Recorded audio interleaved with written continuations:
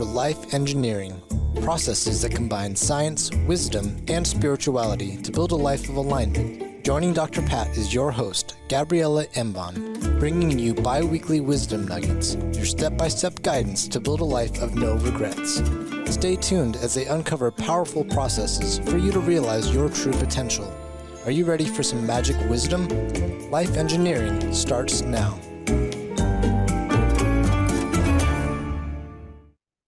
Hey everybody, I'm Dr. Pat, and I have the honor, I'm telling you, it is an honor to be able to do this show with Gabriela.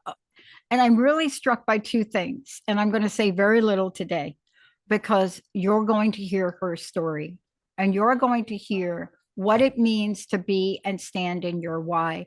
But I'm very excited about this because when I look at what Gabriela has created as a series, how educational it is, how informative it is, every time that I get to do this show with her, I take notes and I change something that I'm doing. And I don't have time today, but maybe we'll do a show where I can reflect with her and tell her what I changed based on each episode. Today, it is all about her story and your why. Gabriela, wow, thank you for sharing your story. So many people do not. Thank you for doing this. Thank you, Dr. Pat. It took me 20 episodes to feel confident and ready to do this. And it's all because of you. I have to tell you, you have a way of making me ease into this. So I'm finally ready to talk a little bit more about this story. And one of the things that inspired me when I was looking into what angle do I want to take, do I just say, this is my story, is that I read a quote by Carl Bryan saying, your greatest weakness is your greatest strength. Turn up too loud. And then he was giving examples. I really, I ponder upon that quote. And I was reading the examples he provided. And one of them resonated with me. Natural problem solver. I said, oh, that's me. And I can see how it's a strength, but also a weakness, because some problems are not meant to be solved. They're meant to be leveraged for something else. And I'm always trying to solve. So definitely I resonated with being a strength and a weakness. But if I had to use my own words to describe that natural problem solver, I would say is the unwillingness to compromise for less than what feels right or aligned to me. And usually I feel that in my body. Does it make sense? If you don't feel it in your body, what it tends to mean for me, because most of my life I did not feel it in my body because I protected myself from feeling anything, period. But when we do feel it in our body will talk to us, right? That's right. For me, it's in my gut. My body will talk to me. I'm a manifestor, so I feel it in my gut, definitely. I'll give you an example of that unwillingness to compromise for less than what feels right. You already know, and probably some of our listeners know, that I've been married for 25 years, happily married. But before that, I was actually engaged to someone else. I was engaged after dating this person for a few years, 5 years. But deep inside, I knew it wasn't aligned for me. I wasn't very good at listening to my body, but I knew. And while I kept the engagement going, my mind was saying, well, you need to compromise. There's not 100%. He knows you better than anyone else. Worst case, you'll divorce. I was already finding a way out. So it was the fear of change speaking to me. And the reason that I'm mentioning this example is because the unwillingness to compromise doesn't equal lack of fear of change. In fact, I don't like change at all. So that's my strength and my weakness, right? Is not willing to stay in such situations that my brain is telling me to, not just my body, you're compromising here. Don't compromise. You have to find a solution. You have to fix it. So my story has been a lot about that. about course correcting. And of course, I canceled that engagement a month before. Nothing like last minute to move you to overcome the fear. I course correcting that to attain alignment, and that was, I think, the first big course correction that I initiated. Yeah. Right. Yeah. Breaking that engagement a month before, and then start dating my husband. But here as it is, you know, my mama used to say better late than never. She would say that to us girls, because when you make a decision like that, she used to say, boy, I have to paraphrase. I can never do it the way she did it. But with this beautiful Southern accent, she would say to us girls, hey, girls, better late than ever. You know, you don't want to be looking back 10 years from now and thinking, oh, my goodness, why did I do that? Right? That's right. That's all about not regretting. And we talked about it last time about your grandmother, I think. So there's definitely, I guess you got it from her too. Yeah, that was the first time that I realized I don't want to compromise truly. I mean, I'm not a difficult person that I won't compromise for going to that restaurant or that one. It's not that. It's the meaningful things in our lives that I'm not willing to compromise. So that was the first one. But the second one came at the age of 35. So years later, many years later. So I would say by the age of 29, after I had worked several years as a chemical and process engineer, it became very clear to me that working as an engineer was placing myself in my excellence zone. Now, at that time, I didn't know what a genius zone or excellence zone was. All I knew is I was miserable, right? I just felt completely misaligned. I mean, the pay was great, and it allowed us also to have a very nice lifetime. But at the end of the day, I was depleted. I felt unhappy, and I didn't know why, because, you know, on the outside, everything was great. I was happily married. I had my first daughter, healthy, beautiful daughter, comfortable lifestyle. What's wrong? And again, that brain that tells you have to compromise, right, was telling me, oh, you have an issue with satisfaction. You clearly have lack of satisfaction programs, and you are this person that is never satisfied. That was the voice that didn't want to change again, right? Yeah. So let me ask you about that, because I want to be clear to people about what that means. It's not necessarily true. It's the voice that wants to tell you, hello, Gabriela, it doesn't matter what you do, don't bother, you are never going to be satisfied. So just stay the way you are. Oh, I know that voice. Yes, that's right. That's the brain trying to keep you in the comfort zone. While your soul wants you to go towards alignment, your brain is pulling usually the opposite direction until it knows that you are serious and goes, okay, I might as well help you. But until you break through that point, your brain is going to try to stop you. So mine was, well, you got the relationship that is aligned with you. You're happy now in this. You're never happy. It's you who is the problem. And I think many people that are unfulfilled in their career, but on the external, everything is fine. They feel that there's something wrong with them. What's wrong with me, right? Now, some people are motivated by external circumstances. So if something goes wrong and gets broken, it's obvious it needs to be fixed. In my case, it's that internal dissatisfaction that is signaling, it's the language of my soul telling me it's time to grow. You have outgrown this current state and you need to move to the next one. But it's difficult to explain that to others when everybody's looking outside. Nobody knows what I'm feeling inside. And inside, I was feeling empty. And I was truly clueless. It's funny to think about the work that I do today to where I was then, but I was really clueless as to why do I feel so empty, right? But things became better because obviously I started working on myself and becoming more aware of the healing that I need to do, the need for healing, right? Until at that point, I haven't done much healing. So that's when, healing and spiritual work was really the first step to make space for more joy, more possibilities, increasing my capacity for love and joy. Yeah.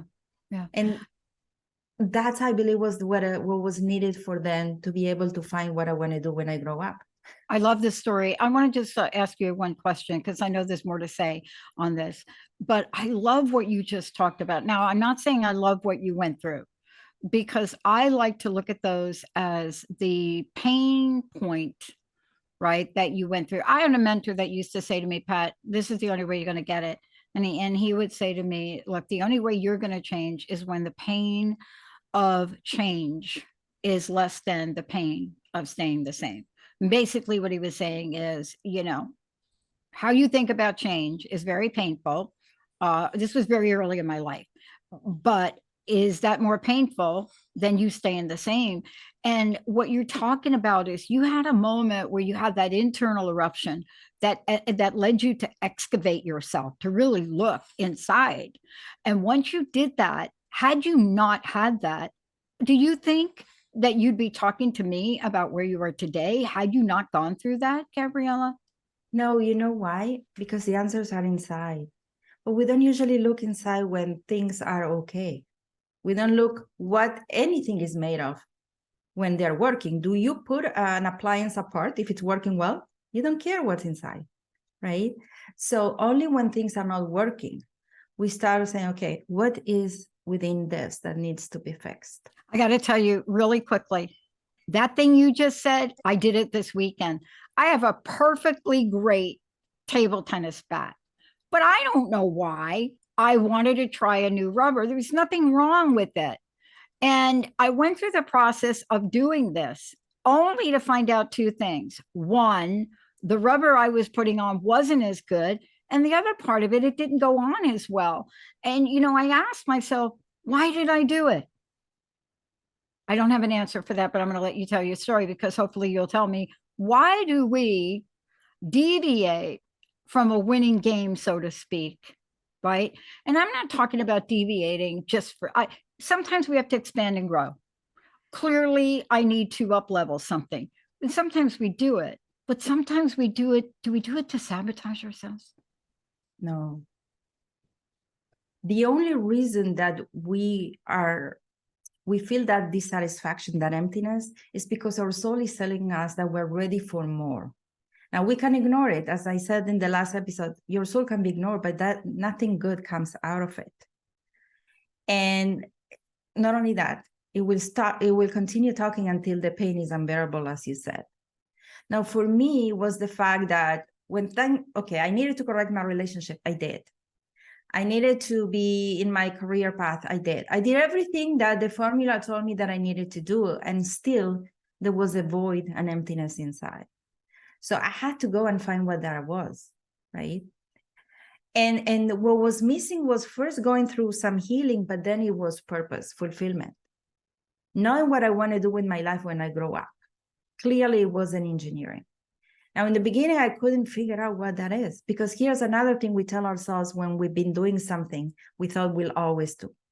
I used to tell myself, there's nothing else that I know how or what to do besides engineering, or perhaps, teaching sciences. So because I couldn't think outside the box, right? Then I found the latter option, the right one. Let's teach sciences. And I enrolled at McGill, which is our English university here, in the education department. I got admitted. But you see, life has a way of guiding you. And I never started that program. But I realized of course, hindsight is 2020. When I look back, I realized that when I don't know what to do, my way of getting unstuck is not to wait to figure it out, is to take a step forward, the best option that I see available for me. And then if it's not in alignment, life has a way of guiding me towards the final destination. But it is only when I take the first step that somehow I'm being guided. Yeah, I love this. Or I'm creating the container to receive the blessings. I'm showing that I am being accountable to my life. Yeah. Isn't it fascinating? You take that first step, whether you decide to go forward or do it or not. I can look back now and I've learned something. And so I don't repeat the same mistake again.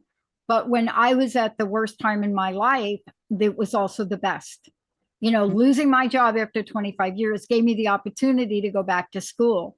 I intuitively called Columbia and got into the program in the last hour. And then I went on. It was, that introduced me to people to go on. But here's the key. And I know you're going to talk about this. Here it is. I applied for 35 to 40 doctoral programs, but my number one choice was Claremont. But I applied because I didn't believe. Rejected by them all. Claremont puts me on a wait list. I was so dejected, I didn't fill out the form. Linda sent it back in for me. Got into Claremont. So my first choice I got into, but I wasn't supposed to get into it the year I applied. I had to wait for the right people to be there to guide me to successfully complete it. Isn't that beautiful? It is now that I learned that. But it's that's fun what when you're saying. After that. Yes. Yeah. But that's what you're saying too. Sometimes things may look like, yeah, you could have done it. You should have done it. And then you don't do it, but something else is perfectly waiting. Is that what happened to you? Absolutely. Totally. What happened to me that I ended up taking the program is that I got pregnant with my second son. So another blessing came in. And because the education department at McGill we live in Montreal, it's a mountain. It's at the top of the mountain. I said, there's no way that I'm climbing that in the snow with a belly. I said, I'm going to defer for a year. And I did, and they waited. And then by that time, it was very clear to me that what I want to do is not that. It was actually a friend who suggested that I should become a life coach. So at that point, I have corrected my relationship. I was happily married, but I was still very unfulfilled and lost in my career. And that friend said to me, you should become a life coach. I had no idea what that was. At that point, I was 34 years old, and I was in the search for my purpose. I knew part of my purpose is to have my children. So I had at that age, when she suggested I had 2 children, I was pregnant with my third. And I researched the option, but I let it go. It was a year later that I woke up one day and I say, I'm ready to do this. At that time, by that time, my youngest was 1 year old. So I had 3 kids. We had no family except my husband and myself, but there was no grandparents. We were newly arrived pretty much in Canada. And I decided that this is the journey. This is what I want to do when I grow up. So of course I enrolled in a life coaching program. This is the beginning of the most magical journey that came after, which is the second phase, right? Is the construction phase. Yes, I canceled my wedding. I ended up dating my husband. Yes, I did a career change, but this is just the pivotal moment, the decision. But then what? Then is the construction phase, right? So yes, my story is about course correcting, and I guess that's one of my strengths and weaknesses, the unwillingness to compromise. But I think a second strength is also the ability to build. Again, to say that all it took to create fulfillment in my career, in my marriage, was to course correct is an underestimation. It was more about doing what it takes to build, or having the strength and the willingness to sacrifice, to delay satisfaction, to put the effort to build what I want, just because I can compromise for less than that. Yeah. I want to ask you a question.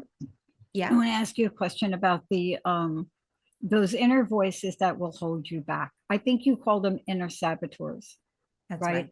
Because you never quit, you never let go, you didn't compromise, you have a relationship, now you're life coach. And I just wonder, what are the things that the inner saboteur preys on for us? Oh, wow.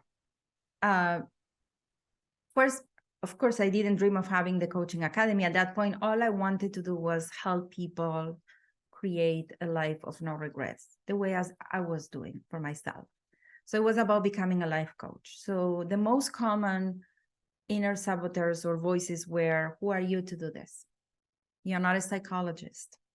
What will your family say?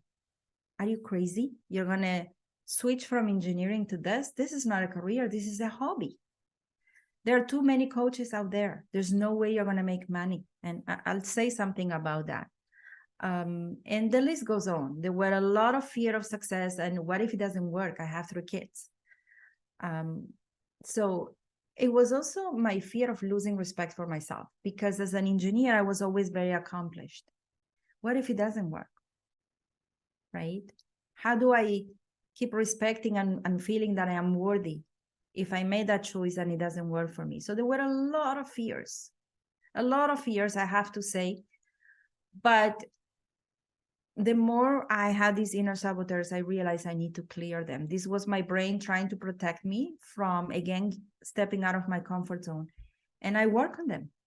I work on my beliefs. I work on my fears.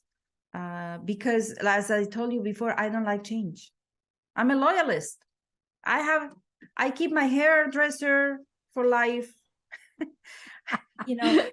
I keep everyone that provides a service for me for life. I'm a loyalist in my relationship too. So I don't like change, to be completely honest. I don't. But I don't let it stop me. I got comfortable with it. Listen, I went through 2 immigrations, right? So clearly I have gone through enough change. I think I'm okay with the discomfort of the construction phase. I developed the muscles to build, mainly because I don't expect things to be overnight or a prefabricated home or be instant. I'm okay with building 1 brick at a time. I'm okay with putting the effort and see the building phase. I think when I purchased my first condo also, it was purchased from scratch, and we were going every week to see 1 more brick. It's exciting. Yeah. I did the same thing with the house, and I totally understand. It is exciting. It requires extraordinary patience. Yes. So there's a whole show we could do about that. But what I love about it is how you're talking about yourself and talking about your weaknesses, but talking about how you are not just adapting to them, but you are comfortable now. You're comfortable with things. And there are people that if they are not comfortable with change, they won't do it. It's just a line gets drawn in the sand. That's right. I'm not doing it. I don't think there is a growth without I'm not saying suffering, but by far. No. But I'm saying discomfort, right? Yeah. You're stepping into something new. There is discomfort, and that discomfort is just signaling you. Yeah. What you need to work on. Where is the layer of limiting beliefs keeping you in the comfort zone? But as well, it's signaling you that you're growing and getting into something new, which eventually will become very comfortable, right? So it's not to avoid. If anything, it's to embrace in so many ways. You want to work on yourself. Which are the 2 ingredients for success? Work on yourself and show up. Don't need, that's it. You don't need to be the best. You don't need to be the only one. You don't need to be extraordinary. You just need to work on yourself, because business success or career success is correlated to personal growth. And show up. Just show up, even when you don't feel like. I told the coaches this week, I told them, building your coaching career, it's a job. You do it even if you don't feel like it. When you go to work, you have a job. You wake up in the morning, you go. Do you always feel like it? No. But you show up and do what you have to do because you're committed, because you get paid. Well, if now your main job is to build your coaching practice, that's a job too. You show up, you get up, you do what you have to do, even if you don't feel like it, because you want to get paid. Yeah.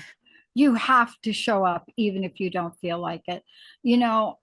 Thank you for sharing your story. And there's much more to come. You and I are going to continue to talk about these, but I want everybody to know that the result of this was you created the Coaching Academy.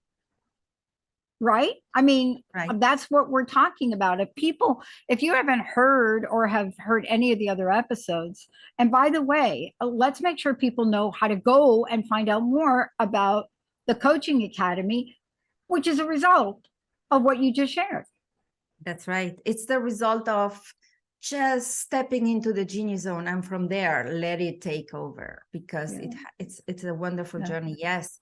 So I'll share in a second, if I may. I want to say something about living, not compromising on the things that are really important for us. So when you look back, you truly say, I have a life of no regret. The human potential and our capacity to create is one of the most beautiful gifts we were given as a human. As a soul, we have an ability to love. We already have it. We came with it. When the soul is floating, wherever it is, in the realm of spirit, it has the capacity to love, but it lacks something. And it's the ability to create.